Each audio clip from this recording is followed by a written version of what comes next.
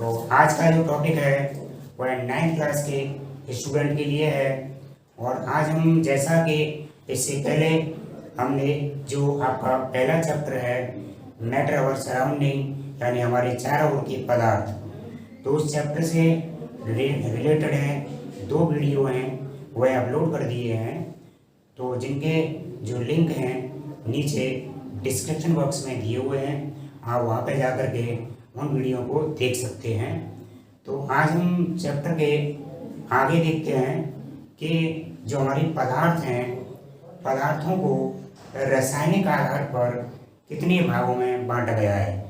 इससे पहले हमने बताया था कि पदार्थ की 3 भौतिक अवस्थाएं होती हैं, ठोस, द्रव, गैस। तो वह हमारा क्या था, वह फिजिकली क्लासिफिकेशन था यानी भौतिक वर्गीकरण।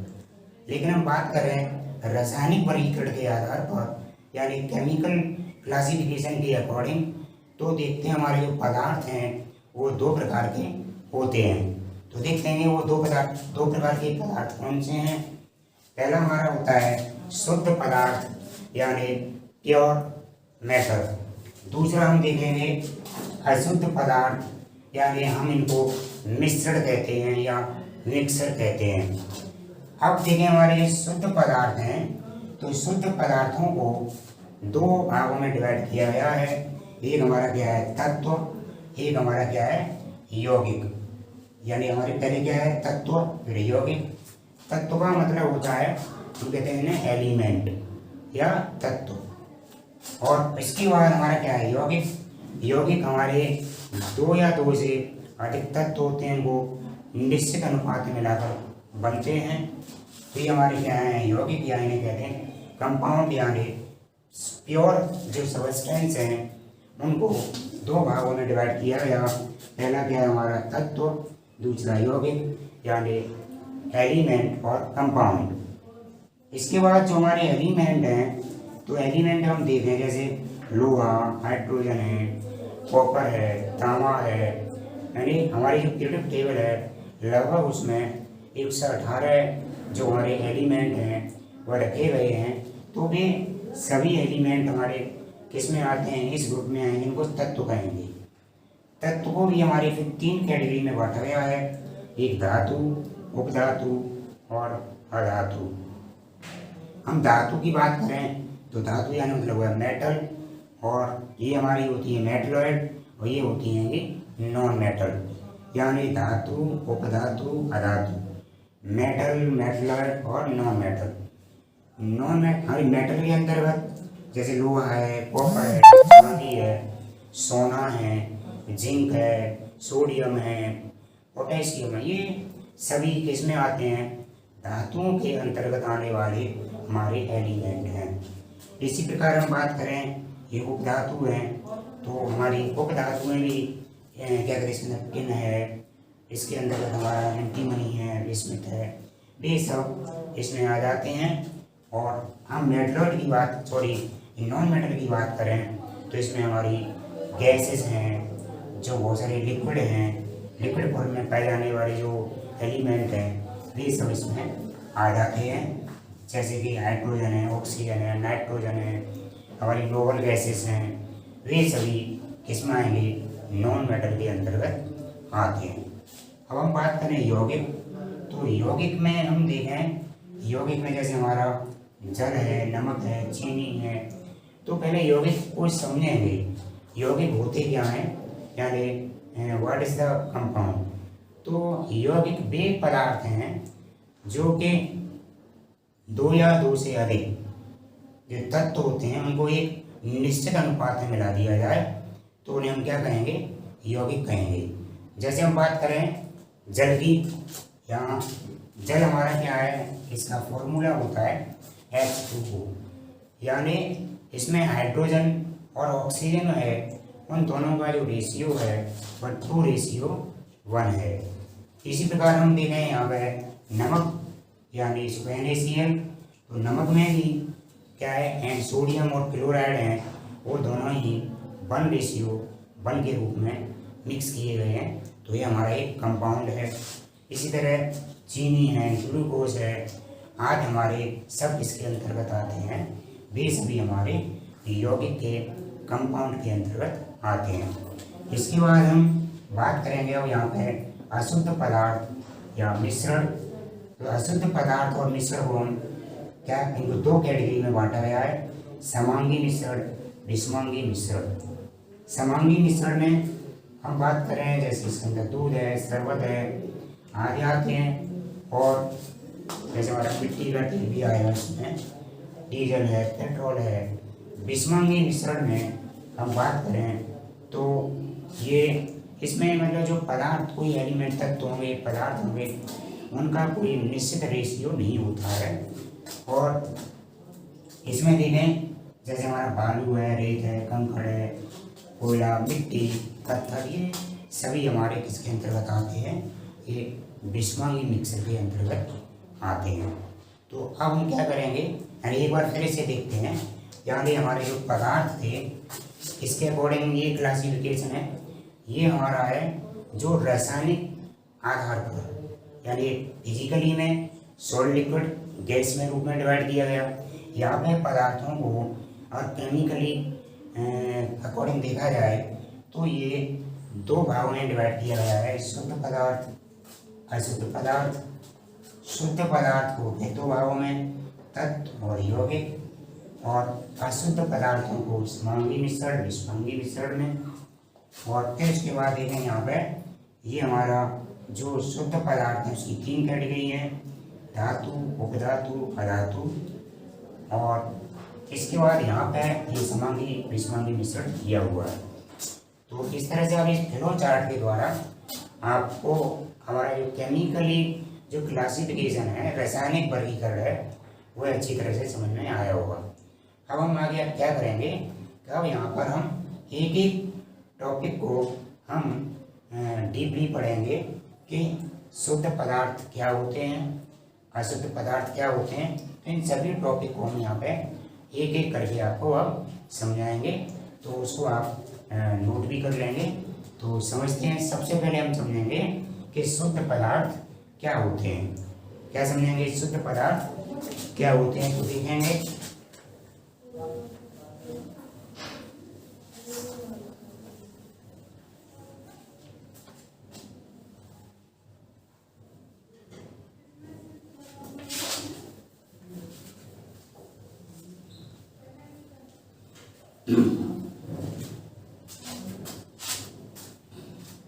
देखेंगे शुद्ध पदार्थ में यानी प्योर मैटर।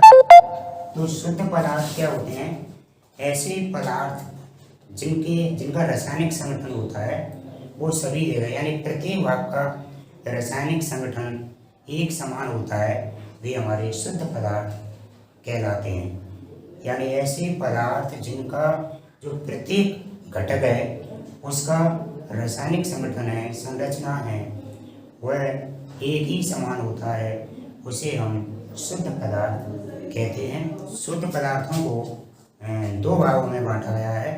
तो वो शुद्ध पदार्थ दो प्रकार के कौन से हैं, एक तो हमारे क्या हैं, तत्व, और एक यौगिक। तो तत्व हमारे क्या होते हैं, यौगिक क्या होते हैं, तो समझेंगे।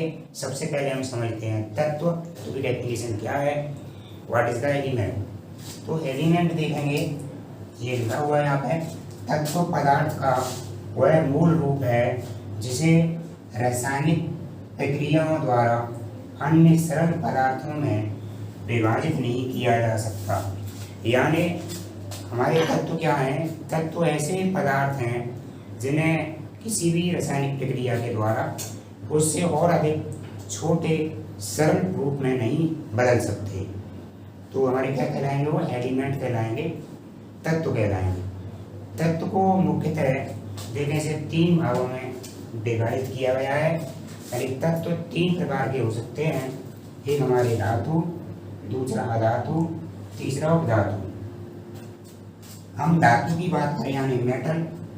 मेटल क्या होती हैं, यानी वे तत्व जो क्या करते हैं, विद्युत के सुचालक होते हैं, या जो कि ऊष्मा के भी सुचालक होते हैं, और जो अपने बाह्यतम कोश में से इलेक्ट्रॉन को त्याग कर धनायन बनाने का गुण रखते हैं, वे सभी हमारे धातु कहलाते हैं। एक बार फिर समझेंगे धातु क्या होते हैं।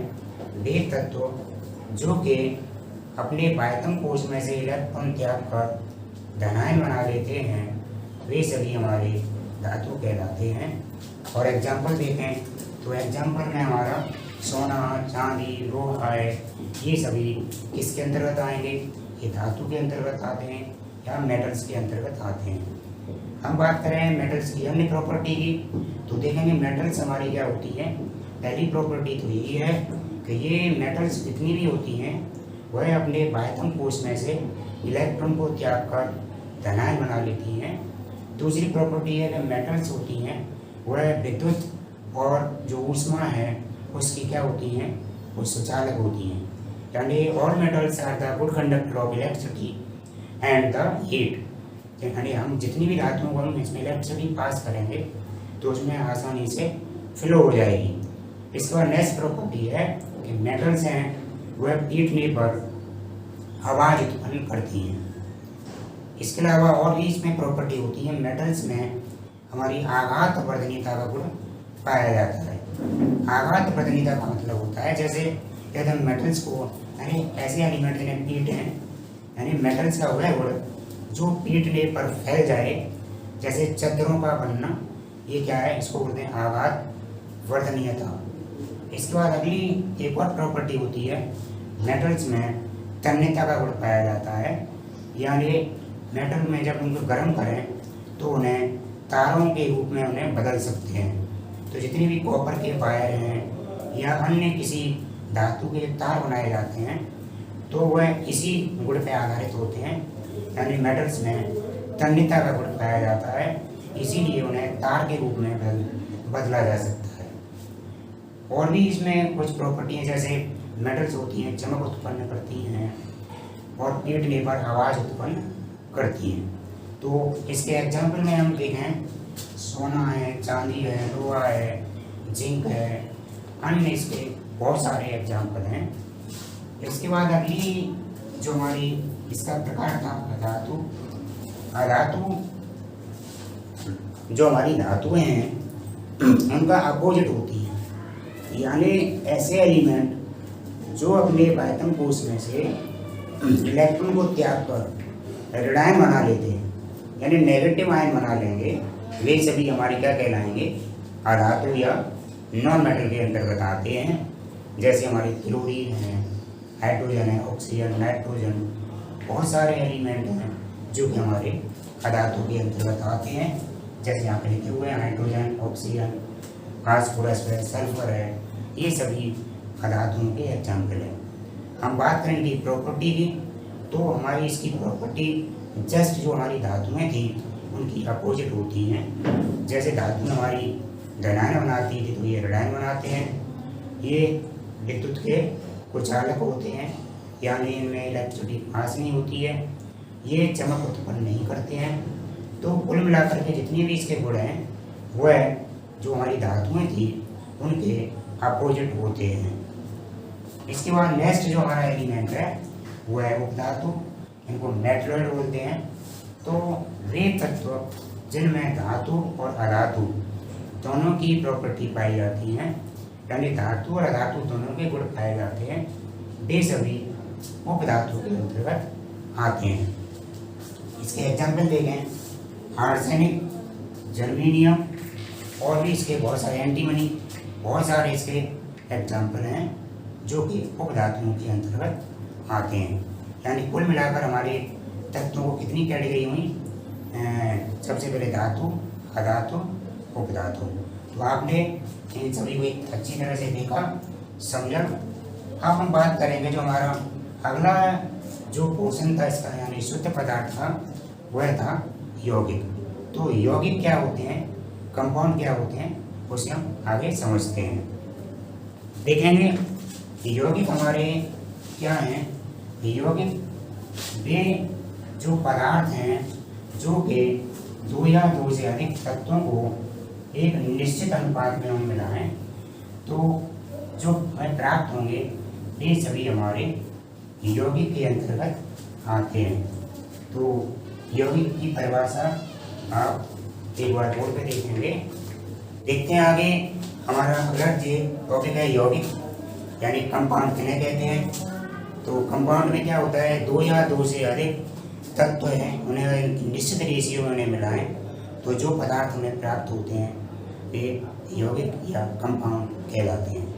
तो आप बोर्ड पे इसकी डेफिनेशन देखेंगे, दो या दो से अधिक तत्वों को निश्चित अनुपात में मिलाने पर जो पदार्थ प्राप्त होते हैं यौगिक कहलाते हैं। तो हम इसका एग्जाम्पल देखें, जैसे जल यानी वाटर, ग्लूकोज, अमोनिया आदि। अब इसको देखते हैं, आगे डीपली समझते हैं। जैसे हम बात करें जल, तो हम जल में देखें इसका फॉर्मूला है H2O। H2O हम देखते हैं कि यहाँ पे हाइड्रोजन है हमारा, उसके दो परमाणु हैं और ऑक्सीजन हमारा क्या है, एक। यानी हाइड्रोजन ऑक्सीजन के दो परमाणुओं को 2:1 के अनुपात में मिलाया गया है, तो हमारा क्या बना है, जल बना है। इसी तरह हम बात करें ग्लूकोज की, तो ग्लूकोज में देखेंगे C6H12O6। अब इसका सिंपल रेशियो निकालें तो 6:6, 6×12, 6/6। तो यहाँ पे इसका हम रेशियो देख रहे हैं कार्बन, हाइड्रोजन, ऑक्सीजन। तो इनका जो रेशियो है 1:2:1, यानी कार्बन, हाइड्रोजन, ऑक्सीजन को जब 1:2:1 के अनुपात में मिलाया जाता है तो हमें ग्लूकोज प्राप्त होगा। तो ये हमारा क्या है, ये एक कंपाउंड है, यौगिक है। हमने यहाँ पे एक और एग्जाम्पल दिया है अमोनिया। तो अमोनिया का फॉर्मूला क्या होता है, NH3। अब यहाँ पे हम देखेंगे नाइट्रोजन का कितना परमाणु है, 1, और हाइड्रोजन के कितने हैं, 3। तो यहाँ पे देखें, यह नाइट्रोजन हाइड्रोजन दोनों को 1:3 के रेशियो में मिलाएंगे तो जो हमें पदार्थ प्राप्त होगा वह हमारा अमोनिया प्राप्त होगा। तो इस तरह हम देख रहे हैं यहाँ पे कि कोई भी जो हमारे तत्व हैं, दो या दो से अधिक तत्वों को जब उनके निश्चित रेशियो में मिलाते हैं तो जो पदार्थ प्राप्त होते हैं वो हमारे यौगिक कहलाते हैं। तो देखते हैं आगे हम अगला जो टॉपिक हमारा क्या है, मिश्रण, यानी इसे कहते हैं मिक्सर। तो मिश्रण की परिभाषा क्या है, जस्ट जो हमारा यौगिक थे उसके अपोजिट। तो यौगिक में क्या होता है, यौगिक में अधिकांश जो भी जितने भी तत्व होते हैं जब किसी यौगिक को बनाते हैं तो वहाँ पे तत्वों का एक निश्चित अनुपात होता है, लेकिन मिश्रण में ऐसा नहीं होता है। तो परिभाषा से आप समझेंगे कि दो या दो से अधिक पदार्थों को किसी भी अनुपात में मिलाने पर जो पदार्थ प्राप्त होते हैं मिश्रण कहलाते हैं। जैसे दूध है, शरबत है, ये सब हमारे क्या हैं, ये बालू, रेत, कंकड़, ये सभी मिश्रण के अंतर्गत आते हैं। यानी कोई भी दो एलिमेंट है या दो से ज़्यादा कोई पदार्थ हैं, उन्हें हम ऐसे ही मिक्स कर दें, उनका कोई उनका कोई अनुपात नहीं हो, अनुमान से उसको मिक्स करके हमने बना दिया तो वो क्या कहलाएगा, मिश्रण। अब मिश्रण को दो भागों में बांटा गया है। तो कौन कौन से प्रकार हैं, पहला है हमारा समांगी मिश्रण। कौन सा है, समांगी मिश्रण। और दूसरा हम बात करें ये है विषमांगी मिश्रण। समांगी मिश्रण मीन्स हमारा होमोजीनियस मिक्सर। तो समांगी मिश्रण किसे कहते हैं, समांगी मिश्रण को हम समझेंगे यानी कोई ऐसा मिश्रण जिसके प्रत्येक भाग का रासायनिक संगठन एक समान होता है वह हमारा समांगी मिश्रण कहलाता है। यानी ऐसा मिश्रण जिसके प्रत्येक भाग का रासायनिक संगठन है वह एक समान हो वह हमारा समांगी मिश्रण कहलाएगा। जैसे दूध है, शरबत है, ये इसके एग्जाम्पल हैं। अगला हम देखेंगे विषमांगी मिश्रण यानी हेट्रोजीनियस मिक्सर। तो हेट्रोजीनियस मिश्रण है हमारा, वो इसका अपोजिट होता है किसका, समांगी मिश्रण का। तो यहाँ पर देखेंगे इसकी डेफिनेशन क्या हुई, यानी वह मिश्रण जिसके प्रत्येक भाग है उसका रासायनिक संगठन अलग अलग हो यानी समान नहीं हो वह हमारा विषमांगी मिश्रण कहलाता है। तो हमारा देखेंगे पहला इसका एग्जाम्पल है बालू है, रेत है, कंकड़ है, कोयला है, आज इसके एग्जाम्पल हो सकते हैं। तो आपको इस तरह से पूरा जो मिश्रण क्या होता है, मिश्रण के प्रकार क्या होते हैं, वह अच्छी तरह से समझ में आ गया होगा। अब हम बात करते हैं, यहाँ पे आपको कंफ्यूजन थोड़ा सा हो रहा होगा कि सर मिश्रण और यौगिक में क्या अंतर है, यानी हम बात करें कि इसमें मिश्रण में और यौगिक में अंतर। तो मिश्रण और यौगिक में जो अंतर को हम समझने के लिए आप देखेंगे बोर्ड पे दोनों में ही क्या अंतर है। कुछ अंतर तो आपको ऑलरेडी समझ में आ गए होंगे, कुछ अंतर में आपको यहाँ पे आपको लिखे हुए दिखाई दे रहे हैं। तो देखेंगे सबसे पहले हम कॉमन अंतर की बात करें तो यानी यौगिक क्या होते हैं। यौगिक में जो पदार्थ का रासायनिक संगठन है, यानी दो तत्व हैं, दो से ज़्यादा तत्व हैं, उनका जो अनुपात होगा वो एक निश्चित होगा, लेकिन मिश्रण में ऐसा नहीं होगा। अब यहाँ पे आप एक चार्ट के रूप में यहाँ पे देख रहे होंगे कि दोनों में क्या क्या अंतर हैं, यानी यौगिक में क्या अंतर है, मिश्रण में क्या अंतर है। तो उन सभी अंतर को आप नोट कर लें और समझ लेंगे, देखेंगे आपको जो अंतर क्या क्या दिखाई दे रहे हैं। देखेंगे इस तरह से आपको ये पूरा चैप्टर समझ में आ गया होगा। यदि आपको जो वीडियो अच्छा लगा हो तो प्लीज़ हमारे चैनल को सब्सक्राइब करें, और कोई सुझाव है तो नीचे कमेंट बॉक्स में लिख के बताएं, और वीडियो को अधिक से अधिक शेयर करें। जय हिंद।